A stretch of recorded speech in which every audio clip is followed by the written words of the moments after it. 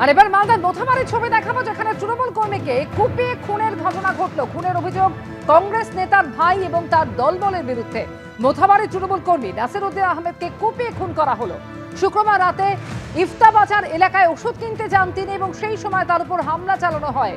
কংগ্রেস নেতা দুলাল শেখের ভাই ফিরোজ শেখের বিরুদ্ধে হামলার অভিযোগ উঠছে। ধারালো অস্ত্র দিয়ে পরপর কোপানো হয়। ঘটনাস্থলে মৃত্যু হয় নাসিরউদ্দিনের। ঘটনার পর থেকেই অভিযুক্তরা ফেরার, তদন্তে পুলিশ।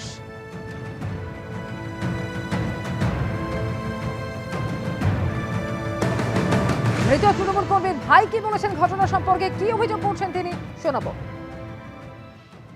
কি নিয়ে ঝামেলা ছিল? আমার টাকা নেই। কে কার কাছে? দাদা টাকা পেত। কার কাছে? ওই ছিল এর কাছে, দুলাল কাছে। কত টাকা?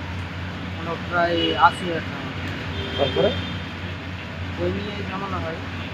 তা- তারপরে এখন ওই ফিরোজের গ্যাং ট্যাং আর ওই দুলালের শালা গুলি ফায়ার করেছে। গুলি লাগেনি, ফায়ার করেছে 2-3টা। আর পুরো পেট কেটে দিয়েছে, মুখ টুকে চাকু মেরেছে, দাদা গলাতে চাকু মেরেছে।